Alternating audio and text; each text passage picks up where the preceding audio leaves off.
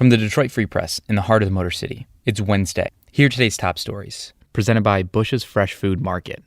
Bush's has over 4,000 Michigan products, including the freshest fruit and vegetables, meat, seafood, and baked goods. Stop by one of Bush's 16 locations for the personal service you expect from your neighborhood grocer. For the Detroit Free Press, I'm Kerry Jr. II. It's back to school season in Michigan, and this is a time unlike any other. School staff and teachers, as well as parents and students, embark on their first day during the COVID-19 pandemic. Free Press reporter John Wisely was on site Tuesday morning and has details on what that morning was like. John, thank you for being here. Thank you, Kerry. Can we start off with what school did you go to in person, and what were the first things you kind of saw when you arrived? Sure. I was visiting Harms Elementary School, which is in southwest Detroit, and superintendent of Detroit Public Schools Community District, Nikolai Vitti, did a brief tour there.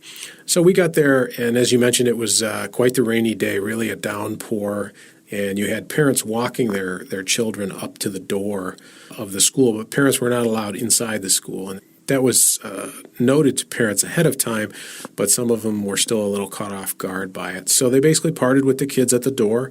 The kids had masks on.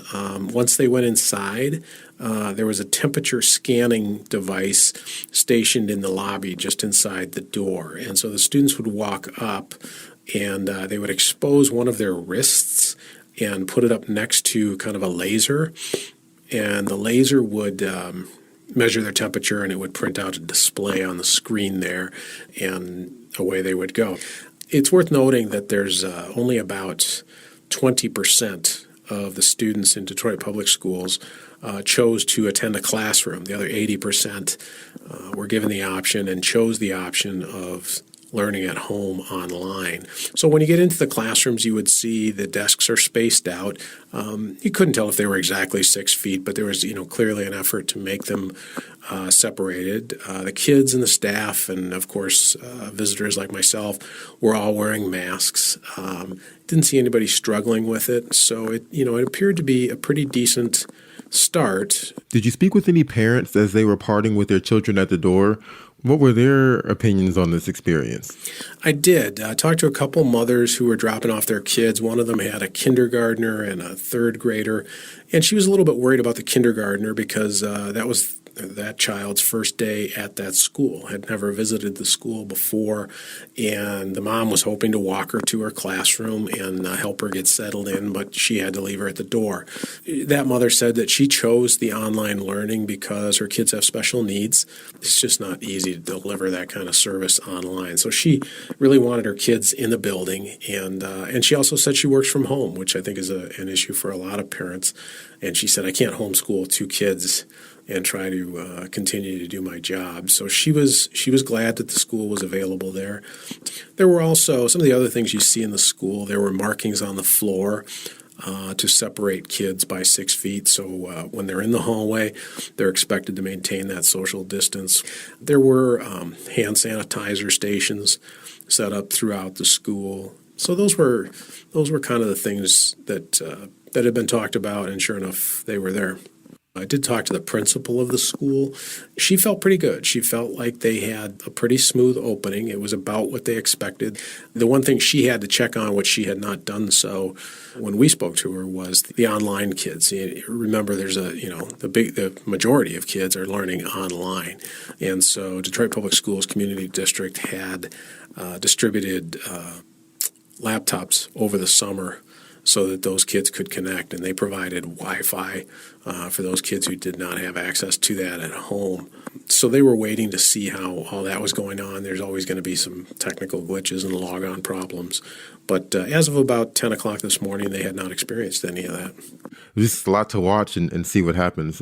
Thank you, John, for talking to me about this and telling me about that experience. You're welcome, Kerry. Thanks for having me. John says most districts across the Southeast Michigan region have resumed classes either in school or online. Here are the updated coronavirus numbers. The state of Michigan reports 441 new cases of the coronavirus and 1 new death.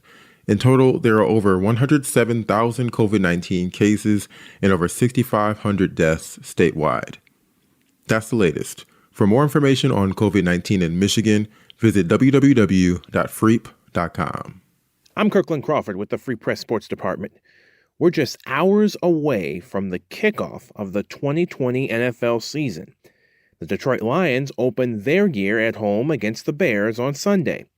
For a quick preview of how things should go this season, here are Dave Burkett and Carlos Monarez. I mean, I have this positive vibe about the Lions right now, which, you go back to 2018, and I think we all sort of dinged this team for kind of, what was happening in training camp, in the locker room, in the offseason. Didn't like what was going on, right? I distinctly remember ratcheting down 2 wins from my win total prediction right before the start of the season because it just didn't feel good. Well, now I get sort of the opposite feeling. If we were gonna bang on them for that then, well, I think they deserve credit now for the way they've handled this offseason, from the protests to the pandemic to everything. And even though I still see a lot of questions, offensive line, running game, defensively, I don't know. I feel good about where this team is at heading into the season. Yeah, everything they've done, it seems like it's trended up. They're all their moves and their preparations, the way that this team, you and I have a different perspective as far as, we're talking to some of the coaches, talking to some of the players, we're on the Zoom calls, and there's a sense that you get, it's nothing that you can really report, but kind of the vibe, the togetherness, that kind of stuff, what you feel when teams are working together better. Sometimes people call it leadership, whatever you want to call it. But there's this cohesiveness, it seems. And I think that protest was part of that. The way that those people, all those players, white, black, the way that they came together and talked that way, there seemed to be this unity. For more stories from the Detroit Free Press, be sure to check out freep.com. That's FREEP.com. If you're a fan and want to support our quality local journalism, subscribe. Go to freep.com/special offer.